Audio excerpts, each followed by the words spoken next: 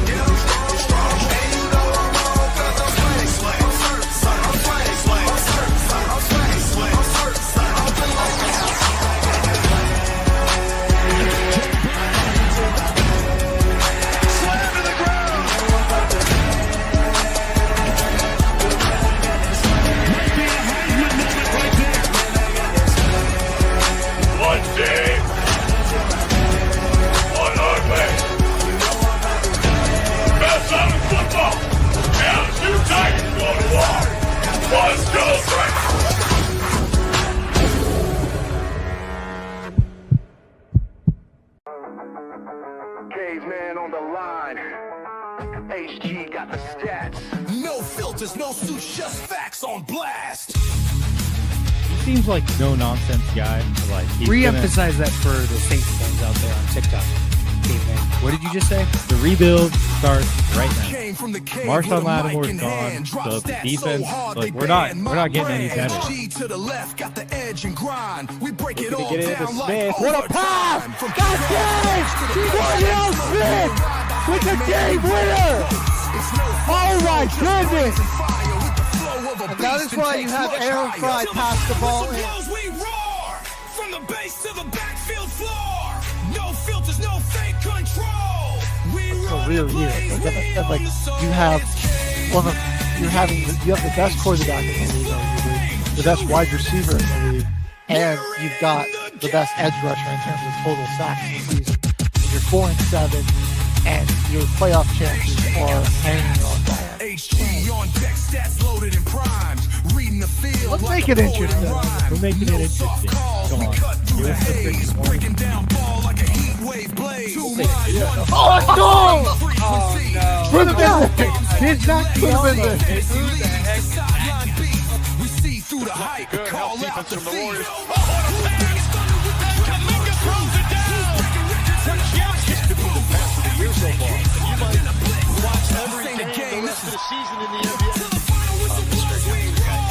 So don't you go saying that you're never going to see that. You're such a hater.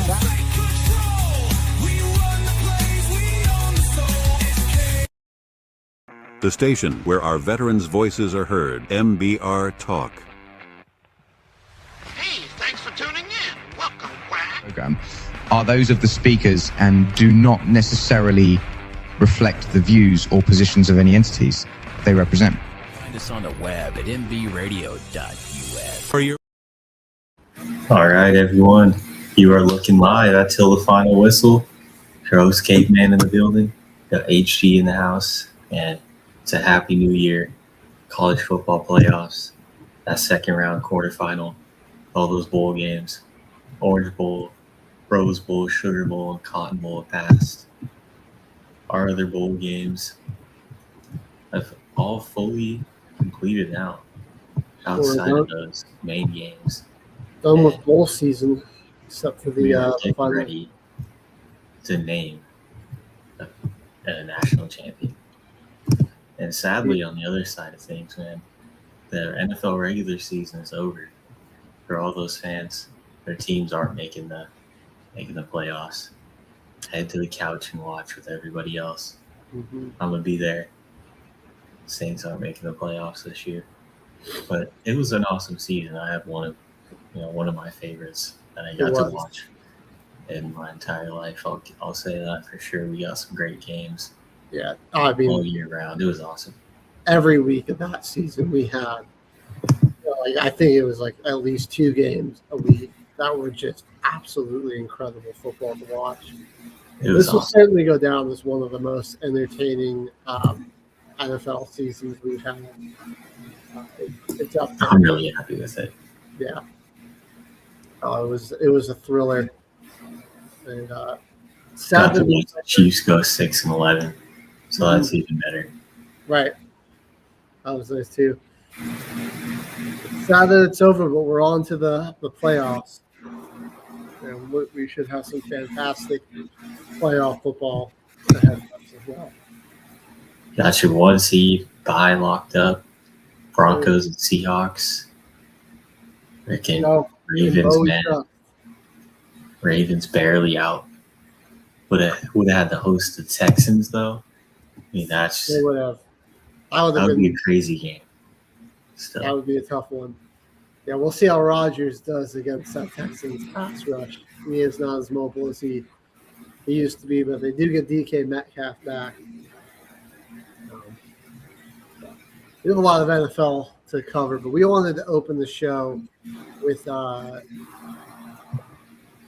champions of the SCS getting crowned last night. Montana State Bobcats, the Illinois State Redbirds in an overtime thriller. This was one of those games, man, that just reminds you why you love the sport of football. Not just like the on-the-field action, but the human element to it as well. There was just so many cool things about this game. On Montana State and Brett Vega and everything he's done for that program, how close they've been getting, and they just couldn't get it done. Finally getting that done. And then Illinois State was the Cinderella story. Underdog in like pretty much all of their playoff matchups. They defeated the number 1 seed in the North Dakota State Bison. They beat Villanova on the road. Villanova hadn't lost at home in over 2 years. So just an incredible story for them to be there, and just a gut-wrenching way for their story to end. We had play. And there was just so many guys balling out in this game, man. Not a lot of punts, no field goals in this one. There was 1 field goal attempt that got blocked. And yeah, these teams were just, these were just insane moments. A lot of long drives too, man. It was special watching guys like Dane Steele hurdle defenders and leap into the end zone. Just so many big moments in this one.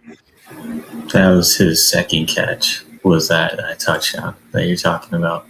That was one of the best plays of the game right there. Just the 33-yard touchdown, dove in the end zone, hurdled the guy. Hurdle the man, and managed to keep the balance to stay up there and be able to basically stumble close enough and then leap a crouched position and get that ball to the end zone. That was incredible. And the final few minutes of this game was absolutely insane. So Illinois State trailing for a good chunk of this game. They were down, multiple scores for most of this game, and they were down 14 going into the fourth quarter. 28-15.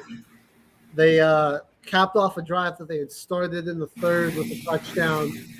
They got a stop, went on another long drive, scored a touchdown, tie it back up, and then you get another stop. They hit a big play on the third down that got them in the field goal range, and it looked like they could force Montana State to burn all their timeouts, go ahead and kick a field goal. And so they got it under a minute, 4th and 1 out around the 20 with a minute. It was 57 seconds left, rather. They go out there to kick that field goal, and it gets blocked.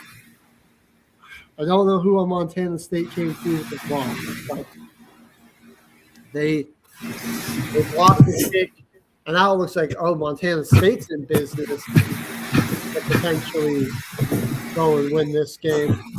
But a procedural penalty, false starts were kind of killing them throughout the game, and then a bad snap, just not the quarterback not ready for it.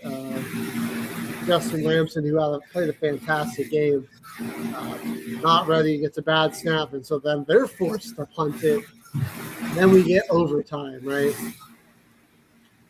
And Illinois State answers first. Dylan Lord, who balled out in this one, 13 receptions for 161 yards, 2 touchdowns. He scores the first touchdown of overtime. And Illinois State goes out there to kick the extra point, and it gets blocked again by Montana State. And so now a touchdown and a good PAT is all the Bobcats need to win the game. So then, after picking up their first down in overtime, Montana State runs a run play that goes nowhere. They attempt to pass. Lamson isn't on the same page with his wide receiver. 3rd and 10, hits a guy in the hands, a little behind him, but it's a very catchable ball, and it gets dropped right at the sticks. Now your season's on the line. 4th and 10. What are you going to do here? Illinois State brings an all-out pressure. Lamson drifts back in the pocket to buy himself a little bit of time and walks a beauty to his receiver. Big plays all night. Taco Dowler catches the touchdown. It's good. The PAT is all you need to win this thing, and it's thrilled to give the States the champions. It was really an insane game. Story there. Like, the special teams mishaps for Illinois State is going to be the story to say that lost them the game, honestly. 2 blocked field goals in this one. Missed out on 4 points. You think about it, your defense got the stop after the field goal. They make that. They win the game. They don't even have to go to overtime. Totally different story we'd be telling. Yeah, I mean, I think there was just the long snapper, this holder, just didn't seem to be on the same page. We're getting the ball down in time. Yeah, the first one, their cadence was just too obvious. I mean, somebody timed it perfectly to come around the edge and block that. So that kick never even had a shot. And then this other one, it was a bad snap, kind of low. It took the holder a second to get it down, and that gave a defensive lineman in the interior just a chance to sort of burst through the middle of the offensive line and have enough room to jump up and get a big paw on that one for the second block. So, man, you got to just feel for Illinois State's QB, Tommy Rittenhouse. He played the game. Laid it out all on the line, dude. He 33 of 46, 311 yards, 4 touchdowns. I mean, he was incredible in this one, and just not much more he could have done. That's where you're like, man, that's that healing element of it. You feel for that guy because he played his heart out. Just was so close, but wasn't able to get it done. And Justin Lamson, this is a guy who had bounced around some FBS programs for a lot of his career and never really got like the chance to he had no shot before. Yeah, he was he was at most like a run specialist quarterback and a backup, but he really wanted a chance to be the of the starter, and lead his own team. And Montana State gave him that opportunity. He had a fantastic season with him, and he had himself a 4-touchdown game, 2 through the air, 2 on the ground, to cap off a really great season. Yeah, people be forgetting about the FCS. While the level isn't the same as the FBS, there's still some real special moments and players and games at this level of Division I. Yeah, we're gonna have to cover it for it. Right, and it's just as you gotta just, if you love college football, we're just football in general, man. And you missed this game, I feel for you. This was a special ball game to watch. It was definitely a good way to cap off the FCS season. I mean, I'm looking forward to see it next year. I mean, you're not always there to catch all the games, but there's still great moments that everyone's got to see. You want to talk about some overrated teams? The SEC has plenty of looking bad here in bowl season. You know what? Let's just 2 wins. Let me just pull up that conference in general. We can go through for each one of their individual matchups. So against non-SEC outside of the conference, right, against non-SEC teams in bowl games and playoff matchups, the SEC only has 2 wins. Alabama obviously beat Oklahoma. Tulane was defeated by Ole Miss. A&M got embarrassed at home, really. Only put up 3 points against Miami. Yeah. Virginia beating Missouri in the Gator Bowl. LSU supposed to be all this be hot crap with lost by 3. Lane Kiffin there. Didn't they didn't they just land Brenton Swordsby, LSU? He's just signed somewhere. Was it with the Tigers? Let me click on their school here real quick.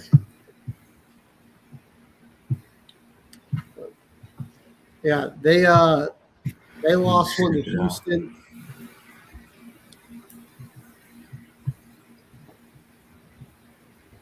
Yeah, the transfer portal is getting active right now. Illinois defeating Tennessee, who supposedly one of those quality wins. You got Michigan for Alabama rather.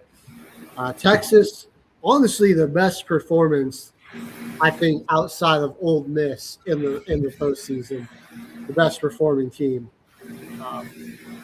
Really, I think if Texas could have locked in earlier in the season, they would be in the playoff and be a favorite for the national title. The way they looked to finish this season, the way Arch Manning played with that defense, like it all came together. They just dropped a terrible game against Florida. That loss to Florida, the sole reason they didn't make it into the playoff, which is unfortunate because I think it would be like between that. I think they're an even better team than Ole Miss right now. They get the victory over Michigan in the Cheez It Bowl, 41-27. That one was funny, man. They were celebrating. They were going and screaming the commercial where they got the coach in there. Iowa defeating Vanderbilt with their Heisman quarterback, Diego Pavia, playing in that one. And this was he played, man. He threw for 347 and 2 touchdowns, but Iowa putting up 34 on the Commodores. That was another team everyone was like, they should get over JMU. Indiana embarrassed Alabama at the Rose Bowl. I mean, just I seen that one coming though. snatched their chain. Yeah. It was rough. It looks like Brendan Soulsby's just set to visit over at LSU though. Not really committed yet. Looking at going. I was saying, I'm like, Alabama and Oklahoma, they're so lucky that they play each other round one and we'll get to play a good game. I was like, I just knew whoever had to move on to play Indiana was going to get embarrassed. Oh, yeah. Sure enough. I think it's pretty safe to say that they might be going all the way to the national championship. I think so, yeah. They're one of the Ole Miss obviously looked great against Georgia. We'll cover that game. And then Wake Forest beat Mississippi State pretty handily. I'm surprised Mississippi State even got a bowl game, though. I think somebody opted out or they didn't have enough 6-win teams, and so they went with like one of the best 5-win programs. They were one of the lucky ones. Yeah. They were a team that just couldn't close out games, and yeah, Wake Forest didn't really let this one be too close anyway. They took the Duke Mayo Bowl, but yeah, that is only 2 wins against non-SEC opponents. Like, overrated. I'm gonna be honest.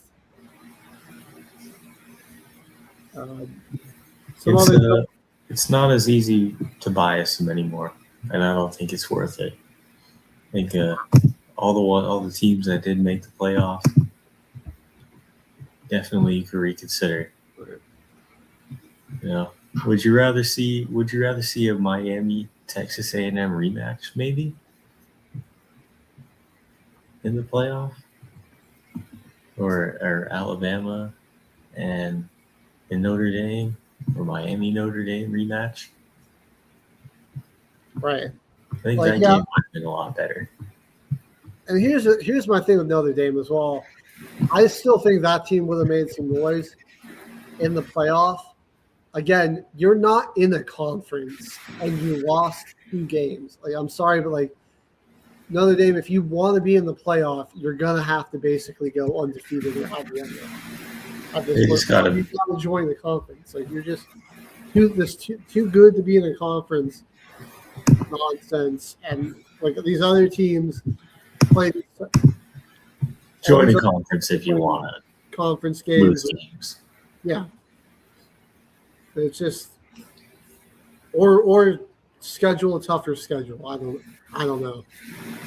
It was like your 2 biggest matchups, the biggest games of the year besides your rivalry game against USC. Yeah. And then it's like you look dominant over Stanford and Syracuse, but it's Stanford and Syracuse, Some other interesting bowl matchups, just to highlight. Navy absolutely dog-walked Cincinnati with that first starting quarterback. Texas State, which is going to be one of the newest members of the Pac-12, finished off their time as they're in the are they in the Central USA or just the American Conference? Navy? No, Texas State. Texas State is in Conference USA. Okay. Well, they finished their time as a Conference USA team with a 41-10 victory over Rice. SMU took down Arizona in the Holiday Bowl. That game, SMU made that game way too close. They allowed a crazy comeback, and they just about lost this game to Arizona. It was really good. Yeah. That one was fun. Another game that was really fun. Duke versus Arizona State, the Tony the Tiger Sun Bowl. And these teams, I love when a team just commits to the bit for the bowl game. There was a giant bowl of inflatable frosted flakes behind each end zone, and all game, and this 42-39 shootout. Every time somebody scored a touchdown, they would just run and jump into that mold across the place. Sick. That's awesome. These teams were going back and forth. It was a fantastic game, and they were having fun with it. That's what bowl season's all about. Utah, man, that was a team. I mean, the way Van and some of these other schools, not BYU, but USC, heck, Michigan, Vanderbilt, the way some of them went out, I'm like, Utah might be dangerous in the playoff. Seriously. They certainly would have been more deserving of Alabama or Oklahoma. Because that team was really complete down the stretch. They got a 44 trouncing over Nebraska in the Las Vegas. Yeah. That's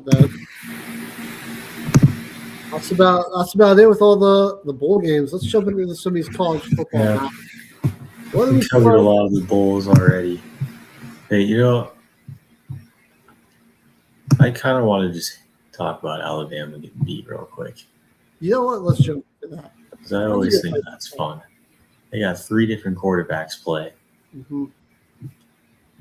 Ty Simpson. I really like Ty Simpson. He did leave the game in the regular season. He wasn't bad at all. This was the they big didn't have a problem lot of help for him with Bama. They just couldn't run the football, and they were struggling to protect Ty Simpson. It's like this is going to happen against an elite defensive front like Indiana's.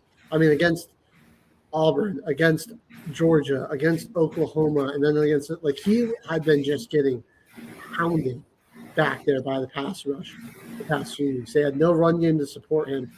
It's kind of a miracle he made it as far as he did, but it's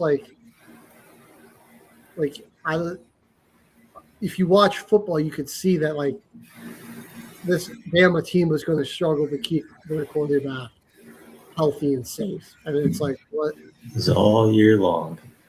They had a few games where they got their running game active, but it was on a few of their layups along this season. Never in any other real big matchups where it was Alabama ever able to run the football.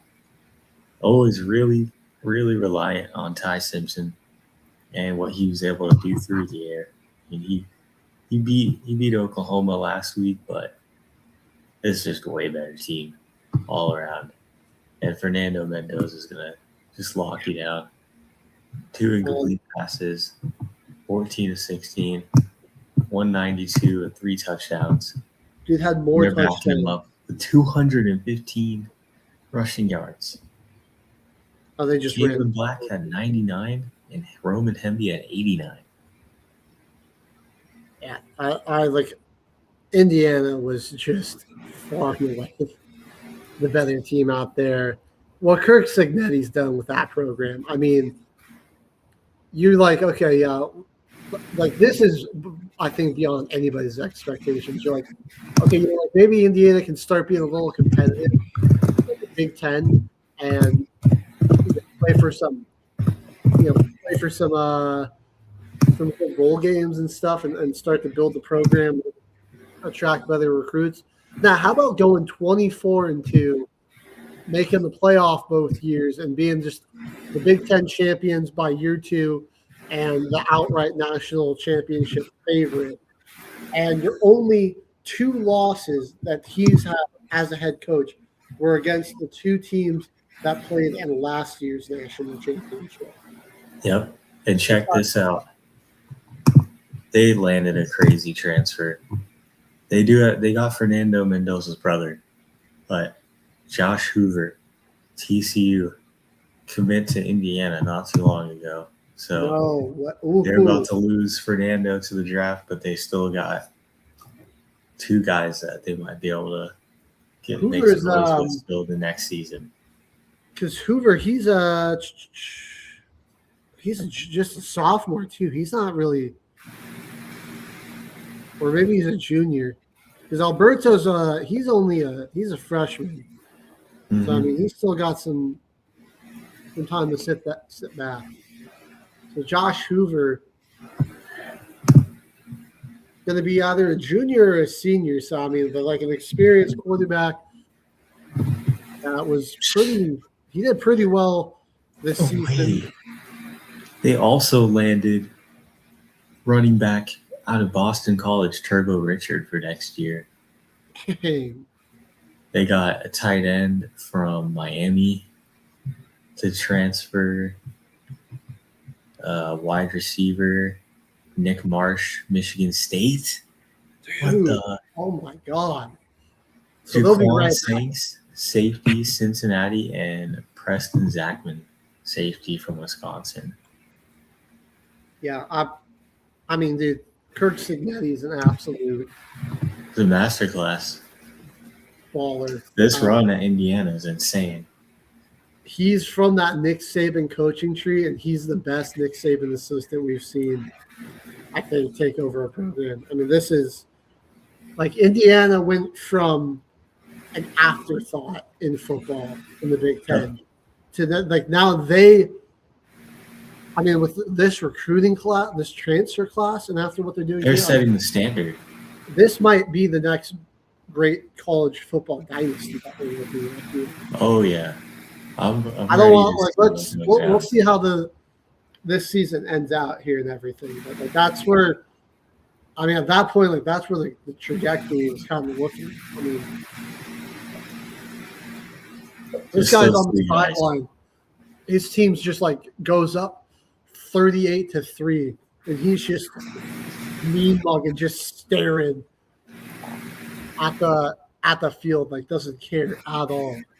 They're staring at the other team's sideline, right, watching like, the play go down. They just did not let up on the Tide. I mean, his record at James Madison was so insane too. I think he's only lost like 5 games in the last 5 years as a head coach. Well, I mean, like I think he's a big reason that program took off the way it did and why they moved from the FCS to the FBS. Like he was a big reason for that, man, because like they won the FCS national championship their final year in the FCS, and then they transferred to the FBS. Mm-hmm. And then their second year made it to the college football playoffs.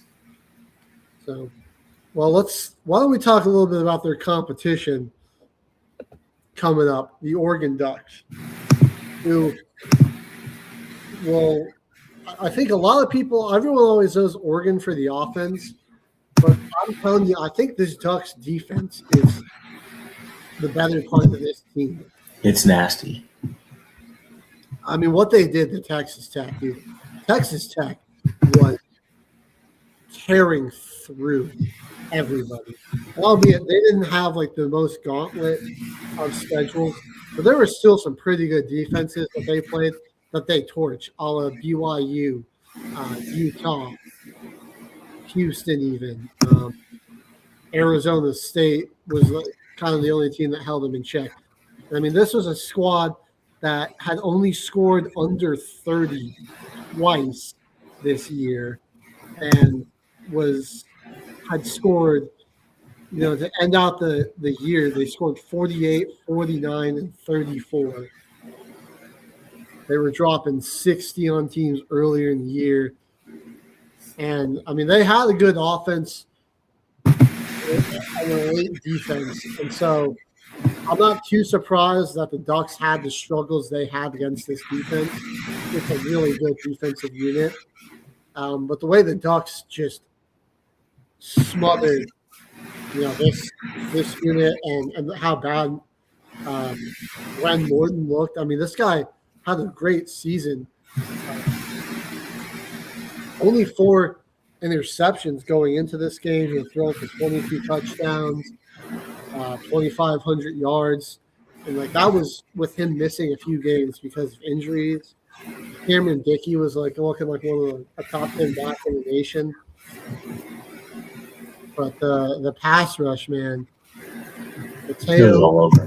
Yeah, Mateo Uyunglele, what's the guy? Number 44. What was his name? Titum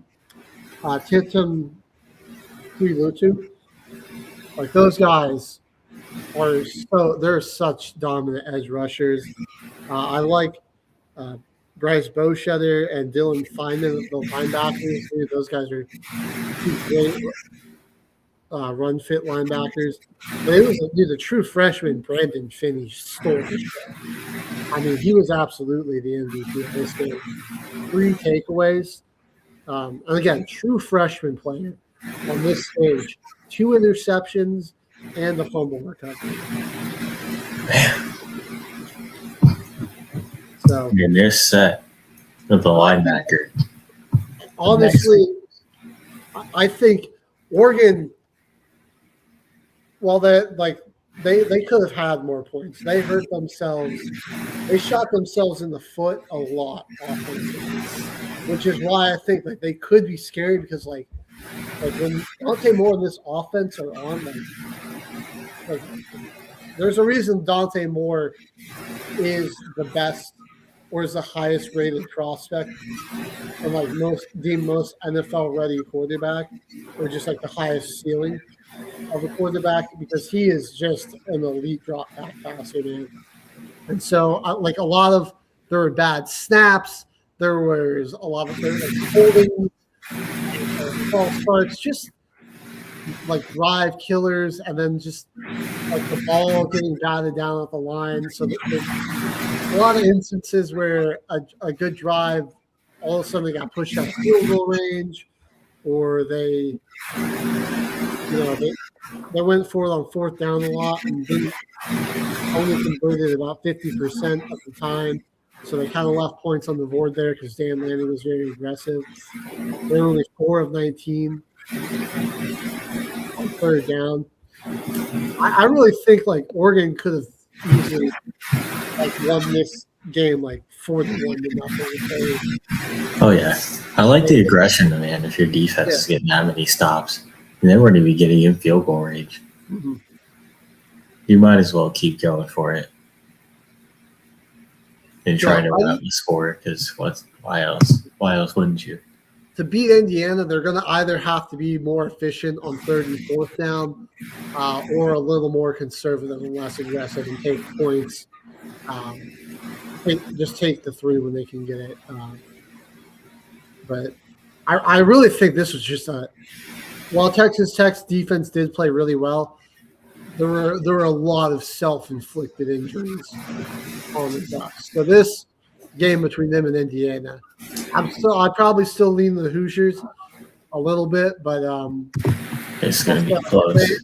If Oregon can clean up some of the dumb things that kept this game close for as long as they did, they could pull off the upset. I'm excited for this game next weekend. It's going to be awesome. All right. Which one do you want to move to next? I want to talk about Miami because, dude, I think this is legitimately like the margin between them and Indiana in terms of national title hopefuls, I think is razor thin, man. This a good Miami team, bro. And they just took Ohio State's lunch money in this one. First, you go on the road into College Station and shut down the Aggies offense. I mean, you made Marcel Reed look like one of the worst quarterbacks in the country. And then you're going to go take on the defending national champions, pick off their sensational quarterback 2 times. And where was Le'Veon Moss, too, in that Texas A&M game? It was so windy that whoever ran the ball won it. Yeah. And Miami's defensive line, dude, they got a lot of first-round draft picks. That's where I'm like, that's why I think Miami's really a national title contender, because that defensive line of theirs is filthy. And then Mark Fletcher, like the way they can just lean on this guy, big bruiser of a back, and type of guy. The more carries you give him, the more he looks like a saint, man. He looks like a former saint, future and former saint. I mean, he just wears you down. And yeah, like Miami forced Ohio State into being one-dimensional so early. They got the pick six. They were up 14-0 at halftime. That was the interception. That was Keontae Scott. Which, fun fact, he picked in a San Diego State, San Diego High School State Championship. He picked off Julian Satan's older brother for a pick six. And then in this game, on a very similar type of play, jumped this route and took it to the house for a pick six. So, I mean, he's up 2-0 on the Satan family right now. Oh, yeah. Are you believing this crap, though, that Ryan Day left the playbook, lost it at the hotel, left it behind? What? That was something that I've been seeing like the day after the game, was that Ryan Day lost their playbook like the day before they were supposed to come and fly in to play. That seems like copium to me. No, seems like some BS. But Scapegoating, that really trying did happen. Call Ryan Day incompetent. Yeah. You're losing your job if that really happened. Right. I feel like the fact that hasn't gained more mainstream attention means that it probably didn't actually happen. It's really funny. It's really funny if it is, because I saw a bunch of posts. One of them was like quoted Julian saying was he sent out a mass email to everyone to look for a large email label, a large binder labeled offense. I mean, only 14 points in this game. Yeah, maybe. How they looked all year long. I mean, they put up 70 points. It was against Grambling State, but they were still blowing teams out all year long. Beat Michigan 27-9. I mean, like I said, like saying he had the 2 picks, but I don't like one obviously to lose the game. Yeah, I mean, he still had a pretty solid game. Him and Jeremiah Smith had a good connection. Smith at 157, but yeah, they just could not capitalize on a lot of their opportunities. And once the field got shorter, man, they just couldn't do anything against Miami. I mean, that's when your defensive line really shows. Well, and Ruben Bain and Keem Mezzador were just teeing off on that one. Like they got 5 sacks for Miami as a total, but they were harassing, and again, like they just shut down that run game, bro. Like only 55 yards for Bo Jackson in this one. And it's sad to see no more Arvell Reese or Caleb Downs in the playoffs, because those guys they're everywhere on Ohio State's defense. And this Davison Igbonosun, also a senior corner for Ohio State. He had a pretty big game in this one and had a pretty decent season. 2 picks, 28 tackles, 6 pass deflections. And maybe a little later round pick to keep our eyes on. Yeah. Well, I gotta say I'm not surprised. I think Beck, only 138 yards passing. He wasn't pushing the ball down the field a lot, but like they were staying ahead of the sticks. When you got Mark Fletcher, you don't even need to throw right the deep pass. Like Miami was they were running the ball. Beck was effective. 19 to 26. He made some good throws. Like he made the throws they needed him to make when they needed a play with the quarterback. And they just really all they did is our defense is really we're just not let's just not put them in any difficult situations. Let's let them keep it. Besides the fumble by Mark Fletcher, they really didn't do anything to jeopardize their defense or put them in a more difficult situation.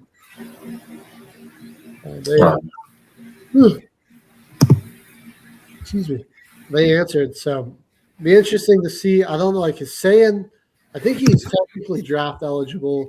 I don't know if he's made a decision. He is just a sophomore. I believe Jeremiah Smith, he has to play one more year. He's got to play one more season because he came in when he was technically still a senior in high school. Yeah. For his freshman year. He's just too young. Yeah. So, I mean, top 5 in yards as a receiver. Top 5 touchdowns. He might interceptions.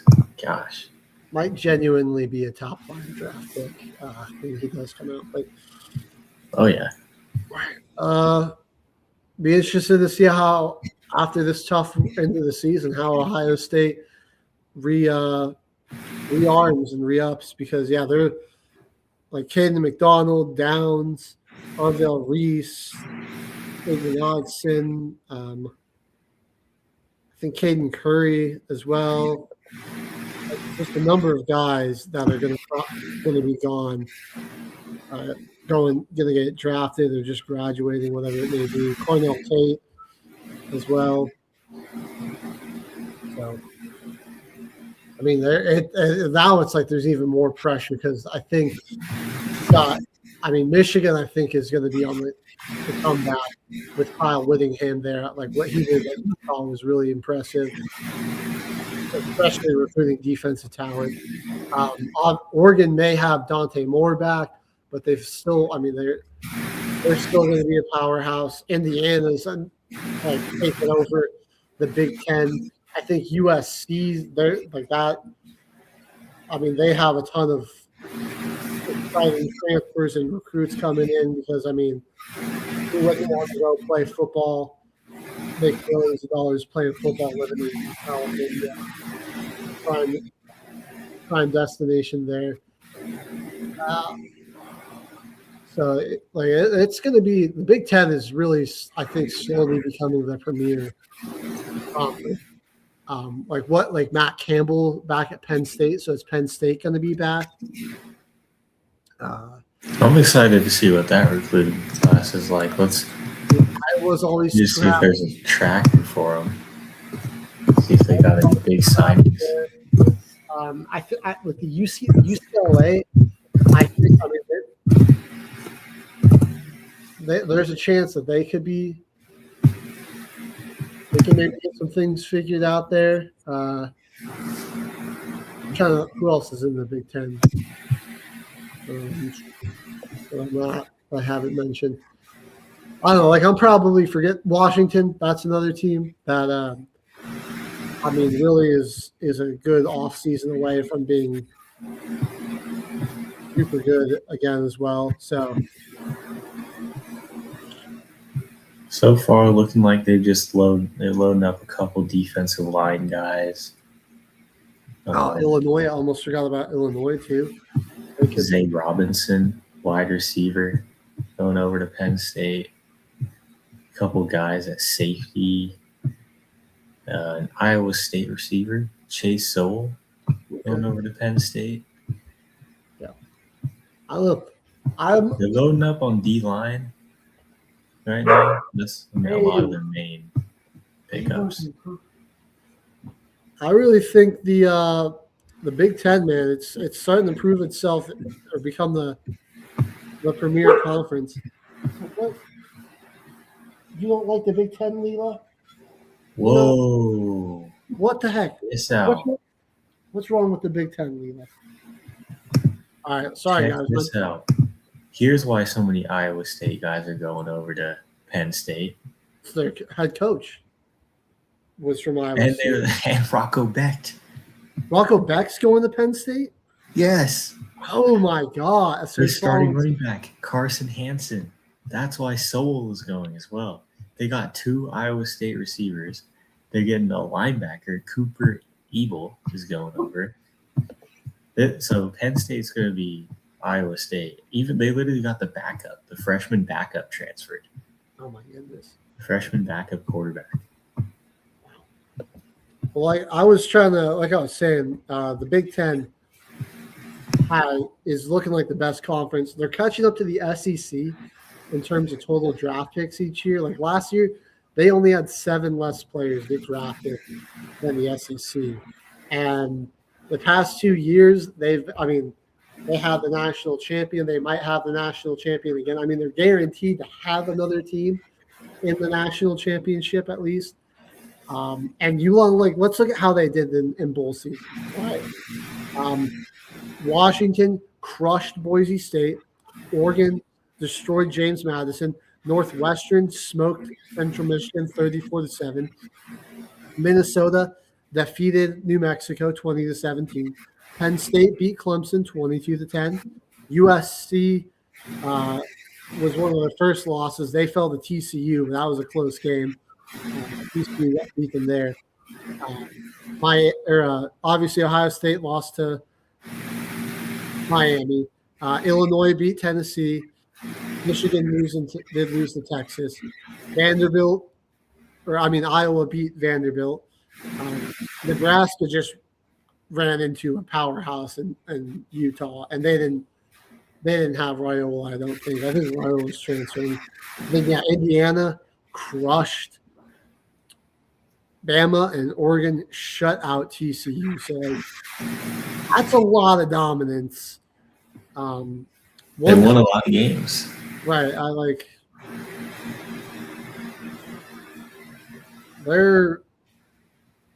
I think they're starting to become that team to beat in the or that conference to be in, man. I think it's past couple of years it's overtaken the SEC. So, I'm excited to see it. Our final game that we haven't discussed gets that resurgence,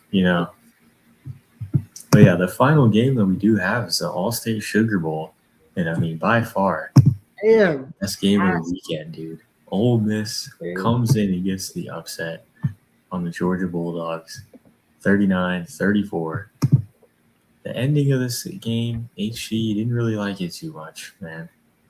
How come? Yeah, there was there was a little bit of a weird penalty call. I'm trying to go to the Wayback Machine.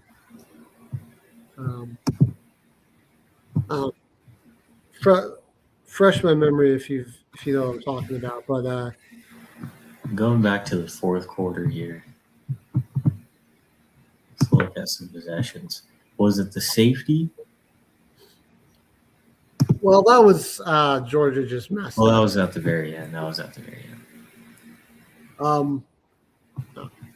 of blanking on what I was thinking of, but I mean, just as a game in general, some high-level quarterback play. I mean, Chandler obviously looks like he did more statistically than Stockton with the 362 to just 203 passing.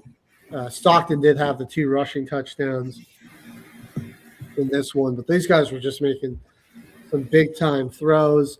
The Chambliss extending plays with his legs was electric. I can't wait to see his combine because he's a senior. He's seeking another year of eligibility, so if the NCAA grants him that, he's going to be back at Ole Miss next year. It is. He is technically a true freshman, even though he is a senior. He just spent 3 years at FCS level, right? Division II. Division II. So I think that's what he's trying to like. That's his thing. Is I haven't played. I've been in the NCAA, because that incorporates every school, but he's I haven't been at this level for that long. I think it's more than likely that he does get that year because Ole Miss just got that new deal signed with Kawan Lacey, their sophomore running back. So they're not really losing anyone to the transfer portal so far, any of their big name guys. I mean, I know some guys major part of this team's success is Kawan Lacey.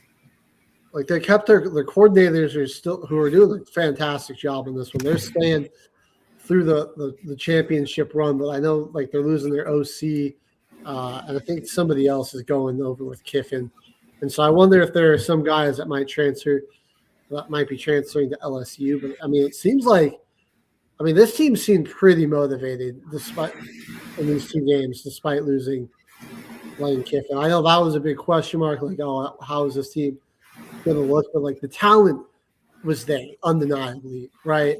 And they kept a lot of the same coordinators stayed, the coach, and the new head coach, man, like he's got these guys motivated to play. He's been managing the game well. They've been playing really inspired, man. The kickers in both of these matchups were good too, or for both teams rather. Canero and Peyton Woodring. Although Woodring did have the big miss that ended up being pretty costly ultimately, but they were hitting some big field goals in this one. Canero, man, he had a 56-yarder. He was like the unsung hero of this one, really. And yeah, I think the big thing too, like partially this is on the O-line, but this is also just Chambliss's athleticism and his ability to use his legs. Like, dude, not getting sacked one time was massive for the Rebs. Like he's got some insane levels of escapability in the pocket. Yeah. Well, you think about how like Georgia all year was just their defensive line could just manhandle some teams. We saw them do it against Texas in the SEC championship, against Bama. They did it late, and their comeback earlier in the year against Tennessee and against Ole Miss. That defensive line really took over. That was a big reason that they didn't drop that game to Auburn. Help them, come back or help them win an ugly game against Florida. So, like, I really thought, like, Georgia was going to be the team. If there was a team to represent the SEC, it was going to be Georgia. With the experienced coach, the championship caliber defensive line, a lot of explosive, a good running game and everything. Credit to the Rebs, man. They came out motivated to play. I think they took everyone writing them off because of no Lane Kiffin. They took it personally. Like, yeah, Kiffin was a big part of building that program in the historic season, but I mean, it was the players that went out there on the field and won all the games and beat these teams and put up the numbers that they did. Huge credit to them. It's a good for them that they're getting most of them back. A lot of them are trying to come back to the team. And we'll see what happens, man. I mean, there may be a lot of guys that stay just because Lane Kiffin left, but we'll see how many guys go. All right. Yeah, you're going to get – if Chambliss is able to return, I mean, that's going to be big. Like you mentioned, Lacey's coming back. I don't know what let's see, some of their receivers. Harris Wallace, he's a senior, so they're probably losing him. Stribling is a senior as well. I mean, they might have to replace some of their weapons. But obviously, if you're getting Trinidad Chambliss back, and Kawan Lacey. Yeah, that could be a pretty attractive place to go if you're a transferring wide receiver. I mean, Caden Lee, he can be back.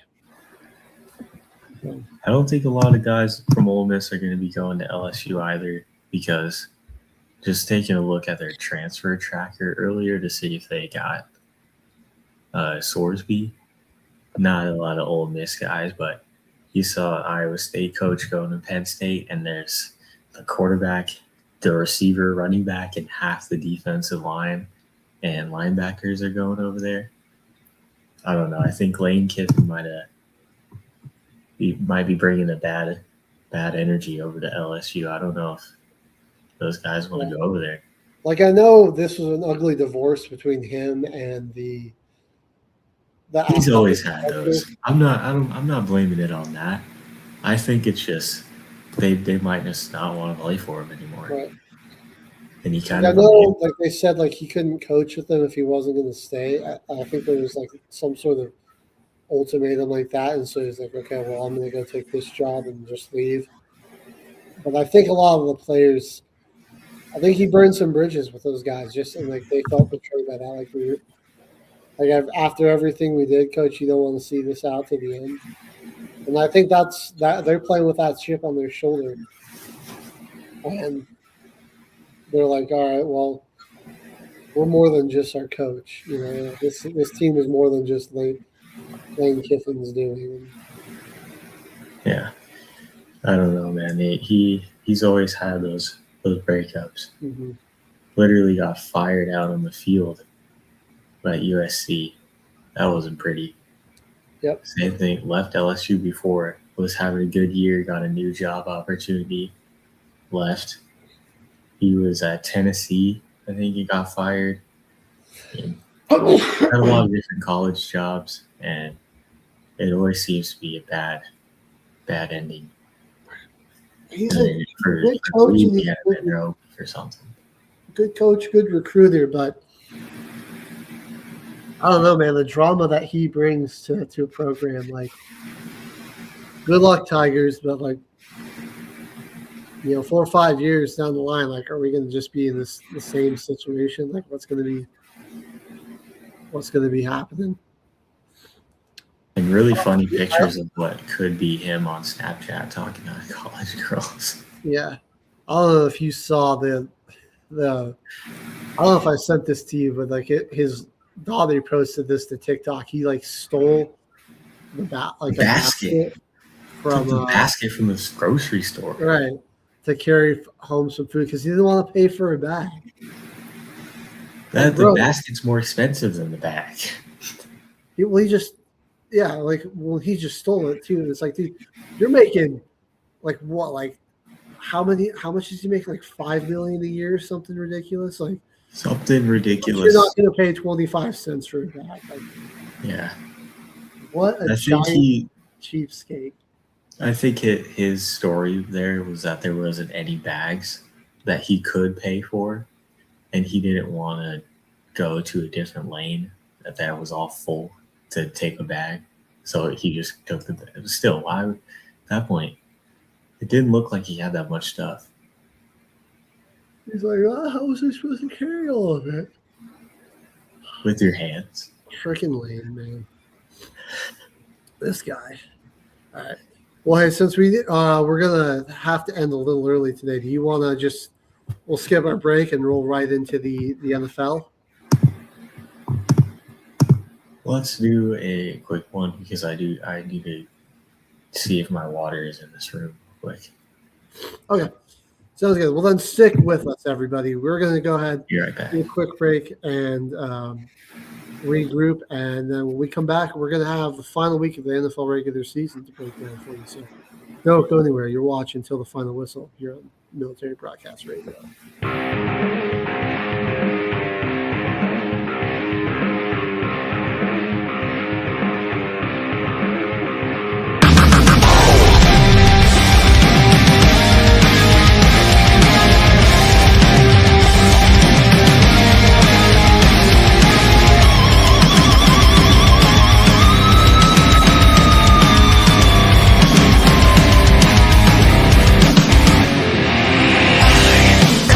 Pretend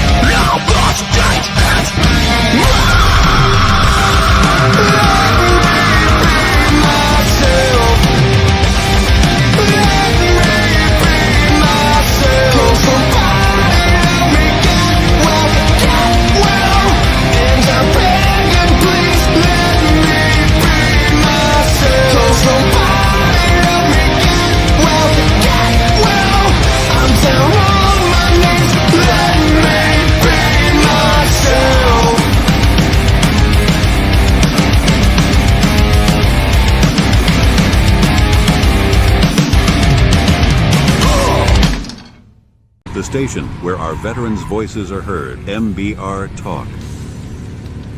Find us on the web at mbradio.us. All right, ladies and gentlemen, you are looking live at Till the Final Whistle. We're all back. We're ready. My drink was in here.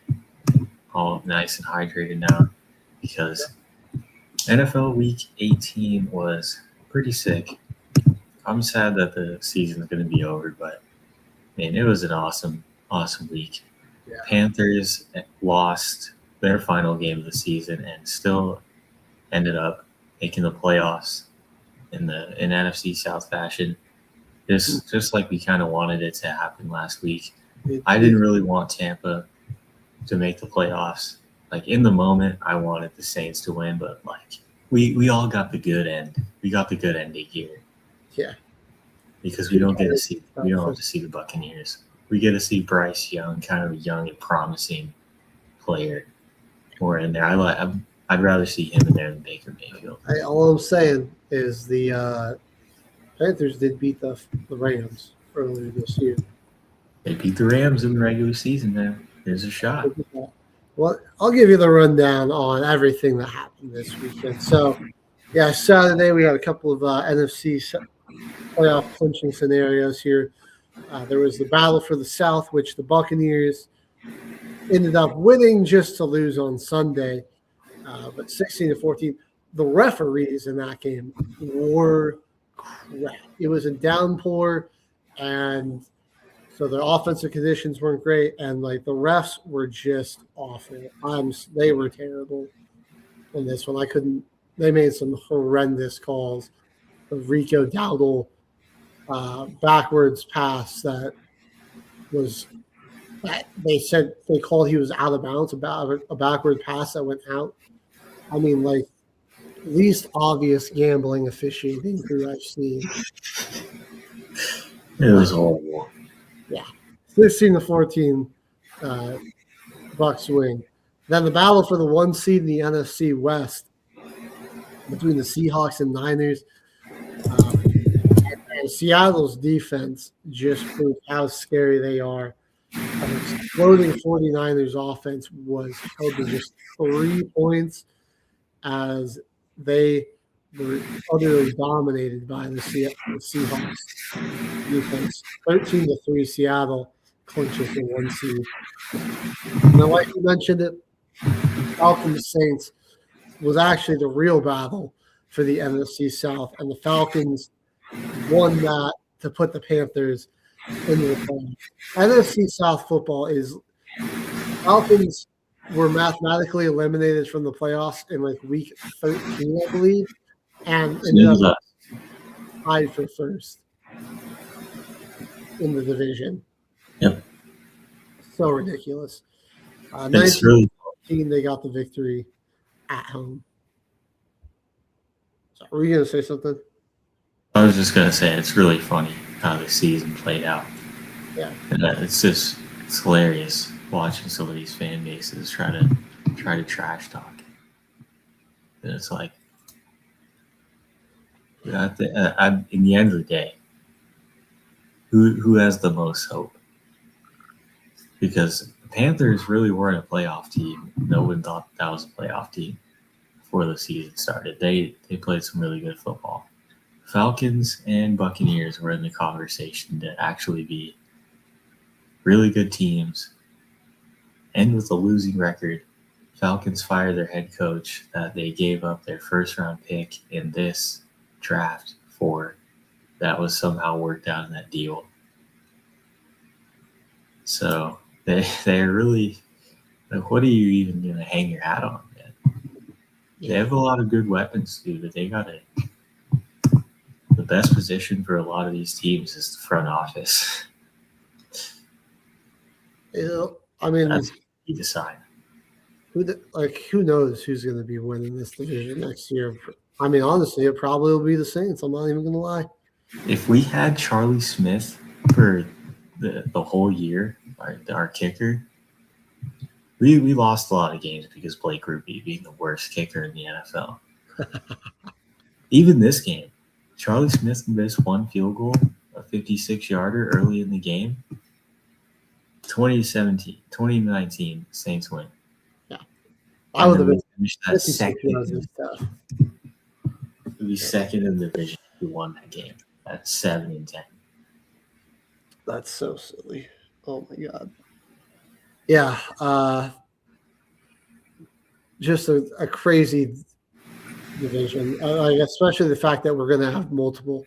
There's going to be 2 12-win teams as wild cards, while an 8 and 9 team hosts a playoff game. 8 and 9 teams hosted one of them. Another game with no real. This game actually had no playoff implications, but there was a little NFL history.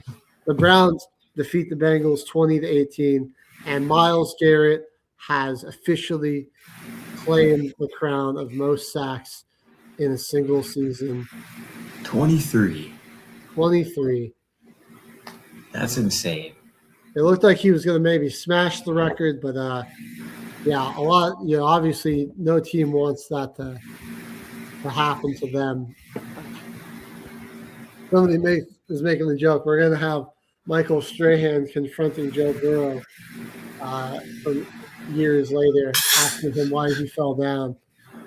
Why he took the sack. Yeah. Took the ball and gave up my record. I mean, Myles Garrett, I'm sure he's happy. He broke the record against Joe Burrow and those Bengals, man. I'm sure he's happy to break the record against that team.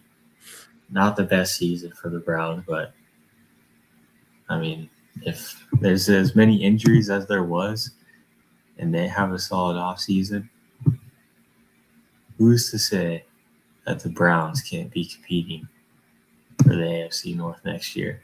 Well, they fired Stefanski, but kept Andrew Berry. And I mean, like what Stefanski did with Shador this season and just not letting him. That's criminal. Right. That was crazy. But I think Stefanski's been a good coach. Andrew Berry is a terrible GM. Like the reason the Browns are in the situation they are now is because of him. Disastrous Deshaun Watson trade that he orchestrated. He made those trades. Right. I mean, I got my fingers crossed because I like Shador. Yeah, but they like that. He does not have a good front office or a very competent organization. I just don't think that there's a lot of avenues for success for him in Cleveland. I mean, not with the Watson cap situation and everything.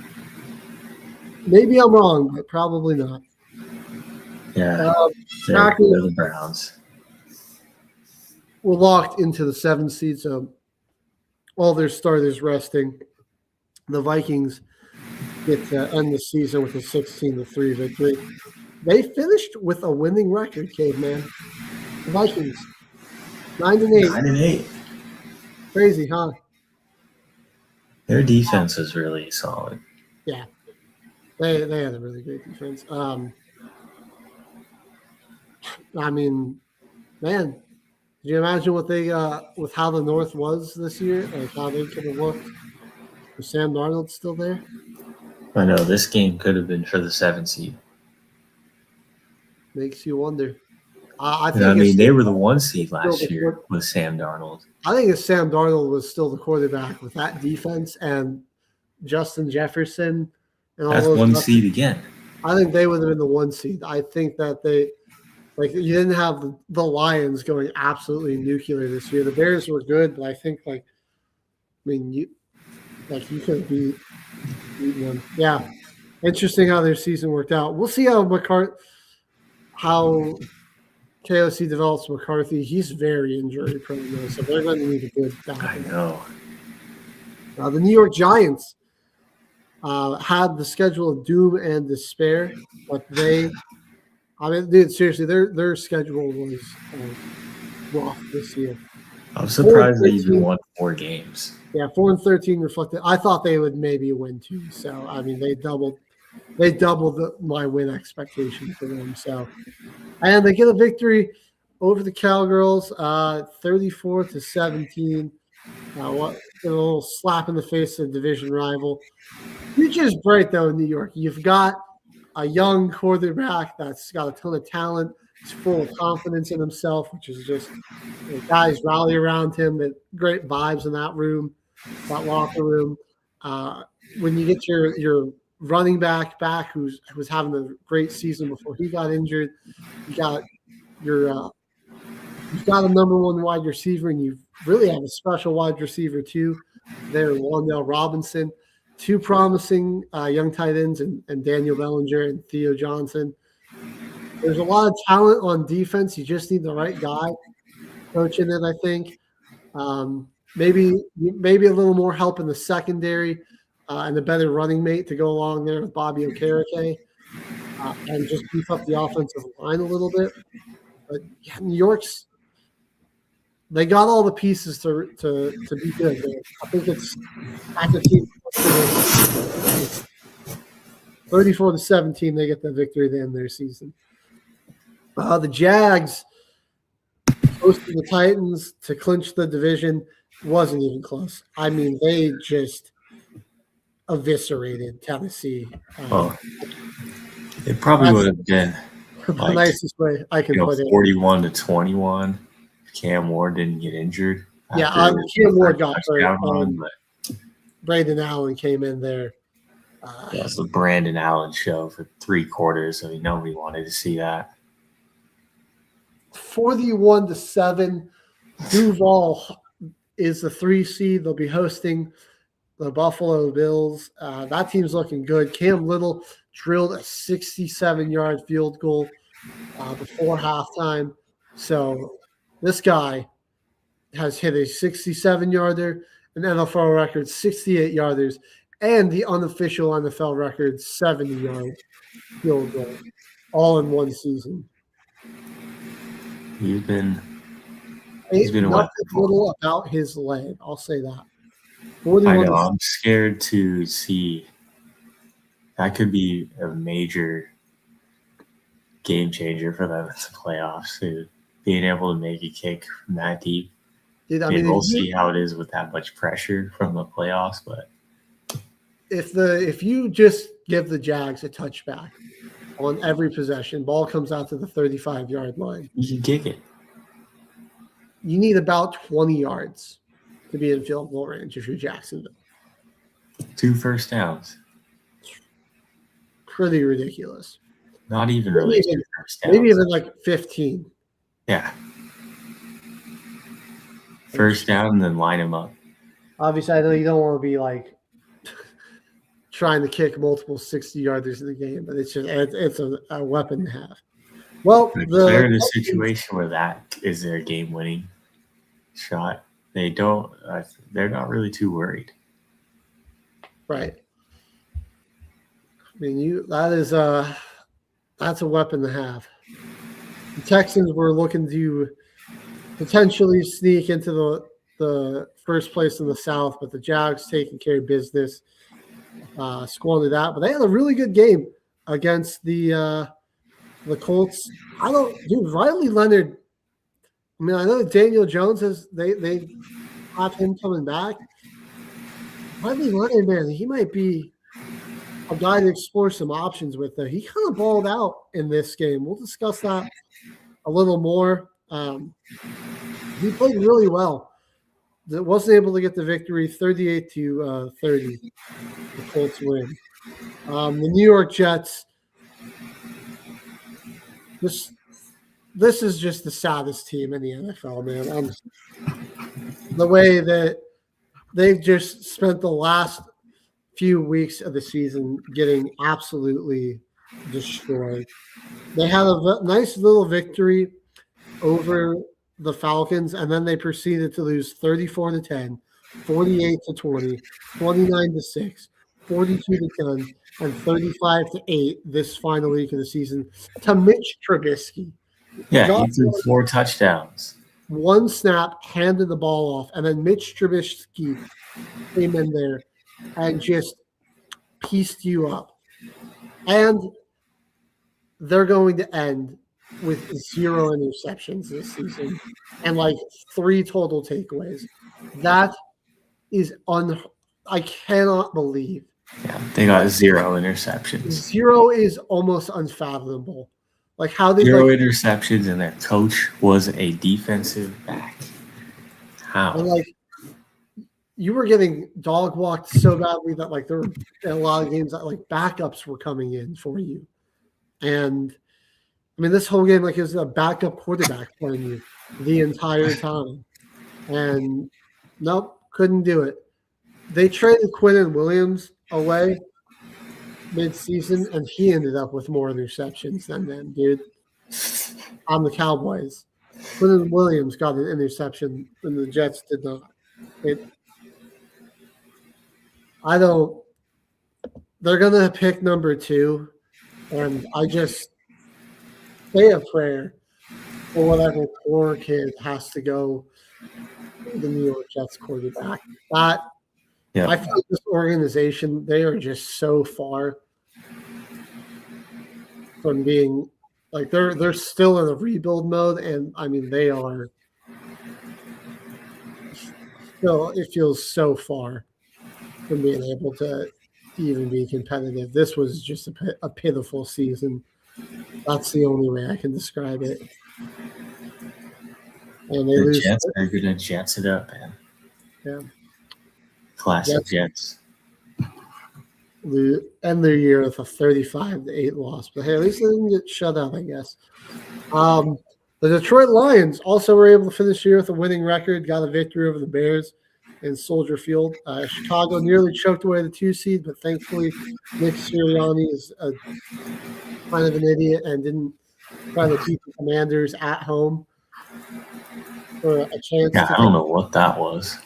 Yeah, so now instead of getting to host a banged-up Green Bay Packers team, you get the San Francisco 49ers. Yeah. And I mean, the Bears, they honestly should have tried to win their game too, because when they had a chance, they would have had a chance at the 1 seed. No, they wouldn't have. Seattle's, they locked that up on when they beat them. Oh, okay. Okay. Yeah. But regardless, like, yeah, you walk into it. They just kind of lucked into it. They were trying to win it. They just kind of they still had Nick Sirianni is a foolish person. But they do lose to the Lions 19-6. They got swept by the Lions this year. Yeah. Goff ended the season with a pretty good performance. I mean, besides that Vikings game, Goff was really good all year. All right, I don't want to hear too much Jared Goff slander, but he was god awful against the Vikings when the season was on the line. All right, my Broncos came out with the most vanilla-ass per game plan against the Chargers backups, and it showed. We didn't really look great offensively, but I also don't feel like we were trying too hard. It was just like a lot of halfback dive and inside zone, and, you know, just the usual Sean Payton screen and check down special. Got a defensive touchdown, and kind of, I mean, our defense just was all over poor Trey Lance. 19-3 victory. Road to the Super Bowl runs through Denver now, so let's go. All right, then we got the Chiefs and Raiders, a game that really had nothing going for it. The Raiders already locked the 1 seed up with the number 1 pick with the Giants winning. And, hey, they got a nice victory to end the season in a game that saw no touchdowns and a 14-12 victory. No touchdowns, and somehow somebody scored 14 points. 14-12 victory, though, for the – what a weird game. For the Chiefs. Yeah, it was a strange one. The LA Rams and Matt Stafford got to do a little stat padding and help that MVP case before the end of the season against the Arizona Cardinals. They beat up on them and were able to secure the 5 seed by virtue of the Seahawks winning, and they had the better head-to-head record over the 49ers. I believe they split, but they had a better record overall against the division, if I'm not mistaken. And so 37-20, Rams jump into the 5 seed. The Patriots had Drake May play for a little bit, got up by a lot on the Dolphins, and Ramondre Stevenson and Travion Henderson just ran the Dolphins. into the ground. Quinn Ewers, backup QB on the road, was not looking very great. 38-10 victory for New England. Big victory for them today. As I mentioned, Eagles played their backups against the Commanders. I don't know why, with the home advantage and a potential chance to secure the 3 seed, you wouldn't go play your starters. Nick Sirianni didn't do that, and the team lost 24-17 and missed out on a golden opportunity to move up into the 3 seed. And then the best game of the weekend, I would say, was Sunday. The NFL got it right. The battle for the NFC North and the final spot in the AFC playoff. Lamar Jackson made some incredible plays late, a big 4th down conversion, put his team in the field goal range, and another year, his teammates stole the game, and he's going to take a huge chunk of the blame. I'm tired of it. Lamar, and he just let down so much. I'm not saying that they're some of these losses to end their season. He's going to I mean, he didn't fumble the ball at the goal line. He didn't fumble up the goal line. Drop an easy 2-point conversion and miss this game. Please. Right. And it's been tough a lot. Well, let's flash back to Saturday with the Buccaneers and the Panthers. Ugly game. Each QB had an interception on this one. The Panthers had 19 total rushing yards. Oh my! I mean, I almost don't know how that's possible. Yeah, that is not even. They also lost 2 fumbles. Shaugh, Rico Devil, Ted McMillan. So a lot of it, like, bad calls plus the self-inflicted injuries. Nose tackle Derek Brown recorded 13 tackles for Carolina. He really wanted to win and get in. And yeah, just I got like poor conditions, poor officiating. An ugly win for Tampa to barely squeak this one out, just for the refs to send, or just for the Falcons to send the Panthers to the playoffs. And you're happy to see it, man. Yeah. I mean, Bryce Young, I'd say, still probably played a little bit better of the game. Only 19 rushing yards as a team. Right. I mean, besides his He didn't interception, take any sacks either. So it was mostly on his arm and what play calling they were going to be able to dial up. Besides his interception, I mean, I can't really fault him for how he played. He did, in a torrential downpour, he had absolutely no run game and was 25 of 35 for 266 and a touchdown. Like, yeah, Carolina didn't get sacked. Like, no crap you lost. Like, it's a hurricane out there, and your quarterback doesn't have any run support. Like, no help. 85 yards from Bucky Irving was enough for Baker was able to put up 31 of his own. They got some yardage from Rachaad White as well. So I was like, if I had a little bit of balance, I mean, they ran for 140 yards. They were all right. The main reason they got this win, though, I mean, they had one of the best offensive lines, despite all their injury, skill position wise. They had one of the best offensive lines, one of the best defensive coaches, and Baker Mayfield, who at the beginning of the year seemed like he was able to get it done with a bunch of randoms. It didn't really matter who his receivers were. He got everyone back, and it's like their offense got worse. Right. Like the healthier the team got, the worse they look. Man, since week 10, like the standings of the NFC South were literally like the complete inverse with like the first place. Well, for a while, the first place Bucks going 1-7. The Panthers were like 3-4, now like 3-5. The Saints ended up going like 5-3, and the Bucks or the Falcons ended up going like 5-3. So. You know what's really funny too is the Falcons would probably be in the playoffs right now if they didn't lose to the Jets. I repeat, the Atlanta Falcons could be in the playoffs if they didn't lose to the New York Jets. Yep. That's why it's kind of like, what could you really hang your hat on?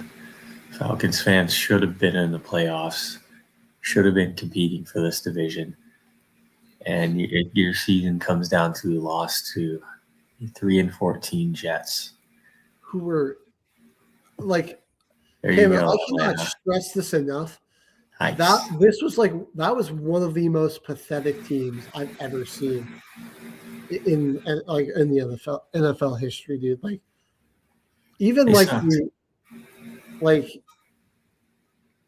I mean, they're maybe just barely above 0-16 Lions and Browns. Like, that team just had no fight for so much of the year. And like even some of their close losses, like against like the Broncos that they had, or the Bucks, like they just still played like crap. Yeah, just found some pitiful ways to lose, and then somehow beat the Falcons just to lose by like a margin of like 22 or more every week following that.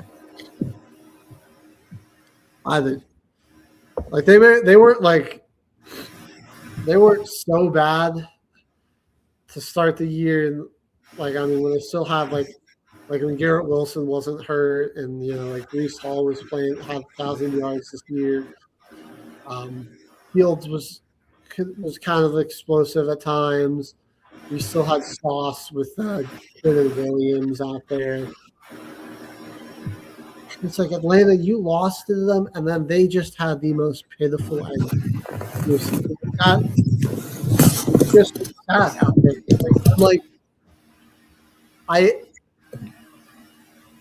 I almost think like if you ran Indiana out there, it would at least, it wouldn't look as sad as what the Jets were doing. Even though they'd still probably lose by similar margins, it would just look it just wouldn't look as sad. Yeah. And I mean, they're in the worst spot out of any team. Yeah, absolutely. They really looked good and they still played bad. Like Garrett Wilson was their leading receiver, and he was out for most of the year. Right. I don't think receiving yards. I don't like. When did he leave? Like, he hasn't played since like week 10. Like, it's been like multiple months of no Garrett Wilson. I think it was earlier than that. Might have been like week 8 or something, dude. Because like, what was his? I don't even know what he finished the season with. Only around 500 receiving yards, a couple touchdowns. So it was before week 10, because he was on really good pace, and then might have been like week 8 or week 7. I mean, he just didn't really have a quarterback. He's never had one. Like him and Breece Hall, I gotta imagine are going to try to force their way out of there. I mean, at this point, if you're the Jets, I mean, keeping them around is like, what is that going to do for you? You gotta just sell, man, and just you got to just bring in new bones throughout the whole organization. Yeah, I don't know about like. I'd be interested to maybe give Aaron Glenn another year, but also like that team just did not look like they have any fight. I wouldn't be surprised if he gets fired either, but it's tough. All right, that game against that Seattle Niners game. Let's talk about that. Seattle, dude, the speed of that defense is actually terrifying. Like the way every time a 49er caught the ball, they had just no chance to get any yak. They were hit immediately and taken down. They play fast, man. Yeah, they really set the tone with how they hit too, man. They've got a lot of guys that just like to go out there and make tackles. They were just smothering and Purdy, just because of his escapability, man. Like he only got sacked 3 times, but he was under duress a lot more than that. He's just very good at like escaping pressure and pocket manipulation, that type of stuff. CMC didn't get going at all. I mean, it was really just. I mean, he lost Sam them. Darnold show. I think like they had a really nice drive going, and then Purdy, the ball's a little behind CMC, but again, Purdy's under pressure and still gets the ball out to him. That's a ball like with how good of a receiving back Christian McCaffrey is, like he has to catch that ball. And instead, he literally like basically pitched it directly to the Seahawks defender, directly to Drake Thomas. And that was the dagger there, essentially, because even though Seattle didn't score off of that turnover or anything, that was you needed points there, and they didn't get points. When you're allowing every single rushing yard in the game, their defense chunked on in the run game. And I was agreeing with Jimmy in the group chat, man. Like early in that game, it was only 10-3 early, but like they were giving up every single run play. It was all of them were gashing. That's what makes Seattle scary, is if they're able to run the football like this, because that's been their thing. The one draw or one take negative I've got from them is that they just don't run the football very well. But the past few weeks, it's really been coming together. And with how much they like to throw out of heavy personnel with the running game, get going in that defense, home field advantage with the 12s. They go to the Super Bowl every year. There's a new pope. Historically. So, I mean, it looks like a lot of people are lining up for the Seahawks. I mean, that's one team to definitely pick, man. Got the first round bye. Offensive line is much better than it was for him at this point in the season than it was in Minnesota. I got more hope. Yeah, I think that's where Seattle, I think you got to kind of give them the edge as the number one defense over Houston, because thematically they're just more complex. And like Mike McDonald is just an absolute madman with his schemes and his coverages, his pressures. I like the way they get pressure while they don't have like one guy just generating all the sacks of everybody. Right. It seems to be everybody. Yeah, the hands down defensive rookie of the year, and Nick Emenwari. Byron Murphy, he doesn't get talked about enough. But dude, he is second-year player. He was very not a lot of people were talking about him last year, even though he had a great rookie campaign, or this year. But dude, I think he's the best player on that defensive line, really, if you look at it.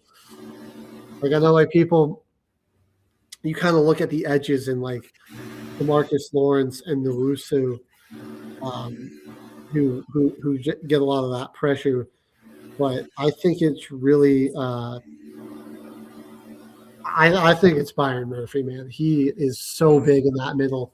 He eats up blocks. He makes a huge impact in the run game. I mean, he shut down the Broncos run game here. Like his gravity as a player, it's just one of those things that like you just can't always track it statistically. But you just gotta watch the film, watch the tape, and like if you don't get two people on him up there in the middle, and you're trying to run inside, that's a TFL. And I think that really enables like the edge rushers and Nuosu and Lawrence. That's why they're and some of these safeties and linebackers that blitz is you have to double team this guy, man. He's so good, and like he'll just destroy your center or guard 1-on-1 like 9 times out of 10. So, kind of an unsung hero on that defense. What does everyone? I don't know what everyone else thinks, but Seattle really could be the team to come out of the NFC. It's looking like it. All right, let's move on to that Colts game that had some playoff implications. And this game is hilarious. It was. Because you know what, HG? There's playoff implications for the Texans, right? Mm-hmm. There was one implication for me, and that was Blake Grupe, kicker of the Indianapolis Colts, who went over to that team right after the loss to the Steelers, 27-20, where Daniel Jones got hurt. They signed him off of our free agent list. We cut him from the team, and he tried to tell the league that he was going to play more meaningful football. And they proceeded to go 1-7 for the rest of the year. And the Saints finished the year 5-3. So there's your meaningful football, Blake Grupe. You did not win a single game in the last stretch of the season. They were 0-6 for the last 6 games.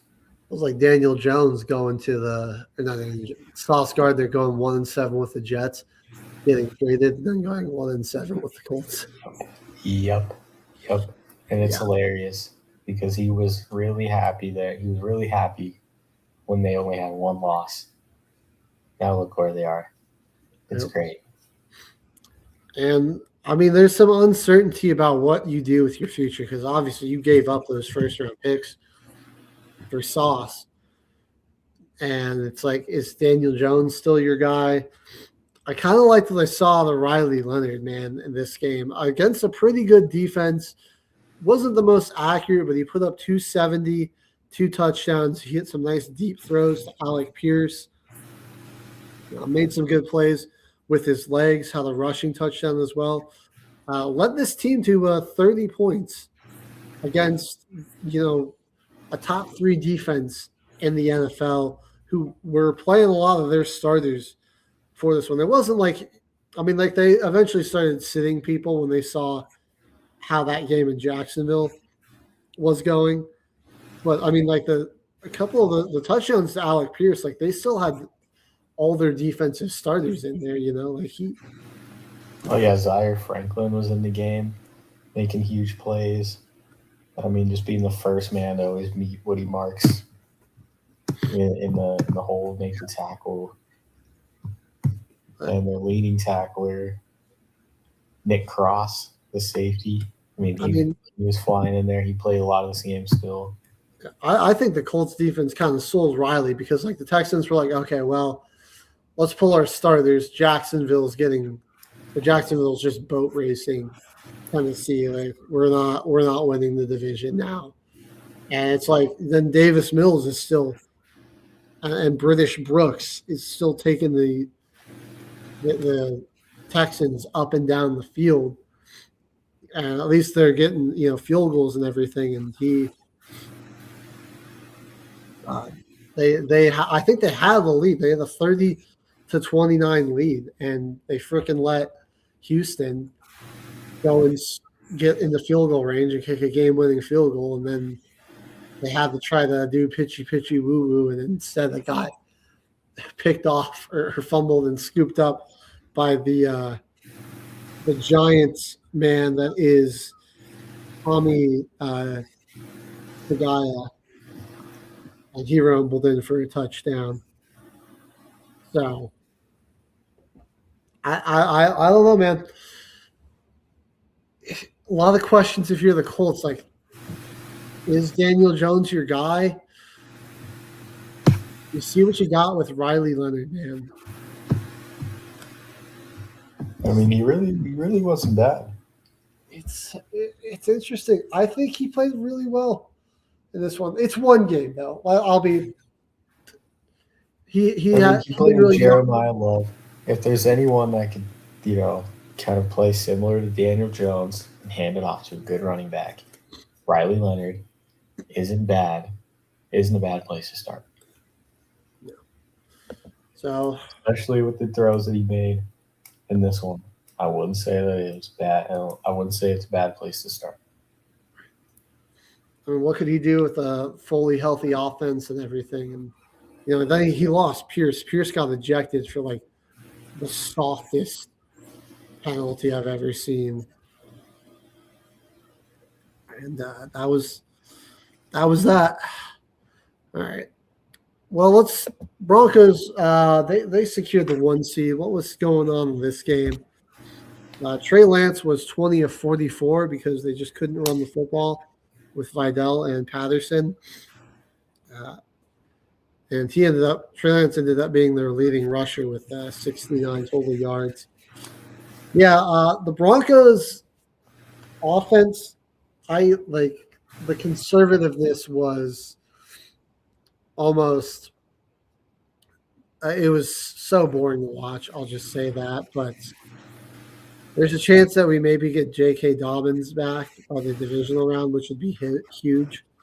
RJ, touchdown machine, but man, whenever we run the ball with him, it just isn't working out, man. Like he just can't get him going on the ground. It's weird. Like Jaleel McLaughlin was by far the better option, and then Bo Nix ended up having the most rushing yards in this one. But this is a good game to see how the defense is just swarming and smothering the Chargers here. Got that pick 6 off of the tipped ball. And just maintained that lead in the 19-3 victory. I will put up, I do think Sean Payton wasn't trying to be wasn't going deep into his playbook, keeping it vanilla, keeping it conservative. The focus was more so on not losing the game over trying to look flashy or super or take any risks on offense. I think he was more than they were happy taking threes and punting the ball away and letting the defense win the game in this one. And I think it's good we played our starters the whole time, especially if we got the first round bye. I don't like, if you're gonna I don't like 2 weeks off from football. Doing the 1 week with the bye is fine, but if we went into this game resting the starters because we already had it locked up, I wouldn't have liked that as much. I just think that's too much time not playing. Yeah, it's a little stressful. Mm-hmm. But we were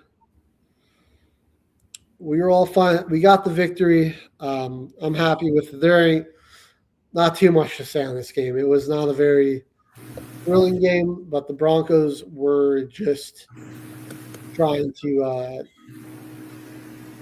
get in there, not take too many risks, and just get out of there healthy with the 1 seed. And so we did that. I think we genuinely did a pretty good job of that. I thought Garrett Bowles looked like he got hurt, but he was able to come back into that game, which was a good sign. All right, we got 9 minutes left, Caveman? 9 minutes. We got to hit up the Ravens and the Steelers game. The last few minutes of the show. Yes, sir. By far the game of the day on Sunday. Yeah.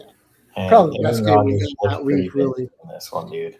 I mean, he had some classic celebrations on his touchdowns, and it was just back and forth. Right, dude.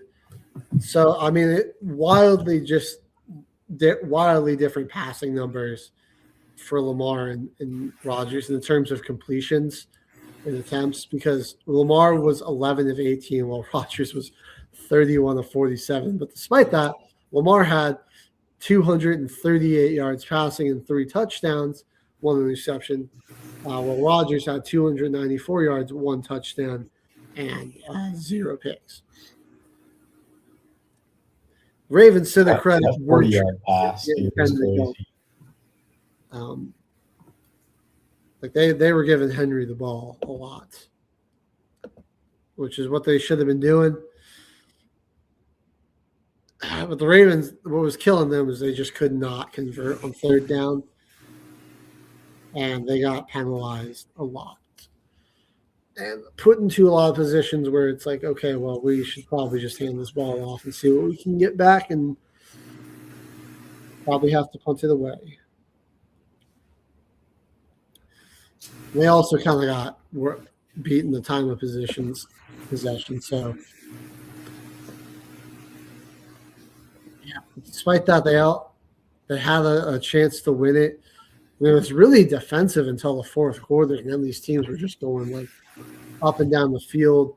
Zay Flowers just got absolutely lost. He had a big game with 138 yards and 2 touchdowns. Lamar made a lot of big-time throws in this one, and like good reads, got the ball to the open guy really quickly. And, I mean, that throw he made the likely – great catch by Likely. Lamar gave him a shot to go up and get it. Got them in the field goal range. And what are you supposed to do? The kicker misses it. After Boswell missed the extra point. Yeah, that was insane. I mean, it's like both teams' kickers wanted them to lose the game. Man, Chris Boswell, he was so reliable. Had been like nailing all of his extra points all season. Like I don't even know, that might have been his first missed PAT all year. Let me see. Let's go to let's see. Yeah, that was literally the only extra point he had missed all season. Up until that point was 42 of 42. And then he shanked it. So on that final PAT attempt of the regular season. So like a guy that's just been so reliable his entire career and this season. Lamar Jackson got his team in the field goal range. They kind of just ran the clock down after they picked that up. I think if you were Harbaugh, maybe you could have tried called a timeout and tried to get it closer, like give Lamar and Derrick Henry a little read option. Whoever's got the better look, let them take that and try to move it just a bit closer because you had all 3 timeouts, and then you take your last timeout with only seconds left, or at least try to get it centered a bit. Because, again, you have a rookie kicker who had been really good this season. He was kind of like pretty much right down the middle, though. Yeah, that's true. It was kind of lined up for him. That was a chip shot. It wasn't very long. How long was it, like officially? Like 41 yards or something? Yeah, it was something. I think it was somewhere between 30 to 40 yards. It couldn't have been any longer than that. Yeah. Oh, he was a rookie. That was the Arizona guy. Yeah. That's just a lot of pressure, and I think he pushed it, man. couldn't get it straight on. He was kicking from one of the hashes, I do believe. There's a 44-yard field goal wide right. But they were kicking from like the left hash too, weren't they? Let me pull up a video here. If I remember that correctly, left hash. So to push it all the way right is like he just put too much. Didn't put enough curve back on that ball. Nope. I want to see how. Here we go. Steelers win AFC North as highly missed 44-yard field goal. Let me see where they had him lined up. They either had him lined up down the middle pretty well, or he's on the right hash and shanked it. Straight down the middle. They lined him up straight down the middle for the 44-yard attempt, and it was wide right.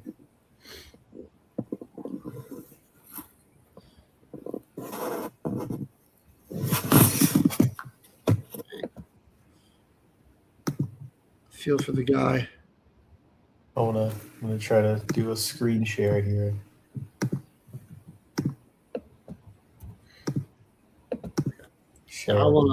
We ought to maybe replay that one. Oh yeah, no, they weren't. It wasn't straight down the middle. It was right down the middle. Damn. Okay. Well. Sorry. Yeah, I mean, as a kid, he's a rookie. Excuse me. Sorry, everyone. He's a rookie. He's gonna have to learn from those moments. Like I said, I think he had a good season, dude. It was. Let me pull up his stats. Like, it's just unfortunate that that's how your season ends, and you're gonna miss the playoffs because of that. But it's like, as a rookie, to be 88% on field goals and 95% on extra points is pretty good. He was 30 of 34 on field goals this year, and 44 of 46 on extra points. Just wasn't very accurate from over 50. But under 50, he hit everything until that field goal. That was his first miss of under 50 yards all season. They're right in his zone. That's tough, man. I think it was a young guy. The pressure just got into it. He just pushed it a little bit. Threw the way to end. But we got, I think we're going to have to probably sign off the year here. Shorter show today. Caveman's got the fam in town, so he's got some obligations. We'll be back here tomorrow, though, with an update on the Denver Nuggets trying to survive with their whole team out.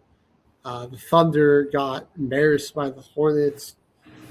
College hoops is still awesome right now.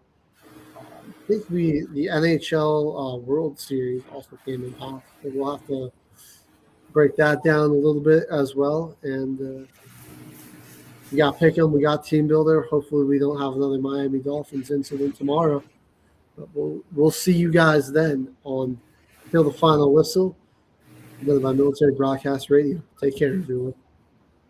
Life is like a duck. Tough times don't last, but tough people do. Here at Military Broadcast Radio, we're teaming up with our friends at Die Tired, the veteran-friendly music band spreading strength, resilience, and mental health awareness one shirt at a time. And check this out. Their brand new shirts feature broadcast beaker right on the breast pocket. A reminder that you can weather the storm, and you're never alone. Shirts are only $25, and proceeds support giving veterans a voice. MBR's mission to teach veterans how to podcast and videocast. Because when our vets are talking, they're not overthinking. They're not second-guessing. Together, we stop the 22 stigma. Grab your shirt today at mbradio.us and hit the shop. Or go directly to toramerch.printavo.com/merch/dietiredband. That's toramerch.printavo.com/merch/dietiredband. Suit up, stand strong. Remember, we're unduckable together. You're built tougher than the storm.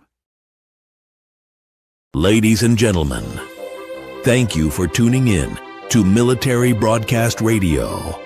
As we wrap up today's show, we want to remind you that the podcast of today's episode will be available right after we go off the air. So if you missed any part of the show or want to listen again, be sure to check it out. And remember, we're here to support and honor our veterans. Your stories and experiences matter, and we are committed to giving you a platform to share them.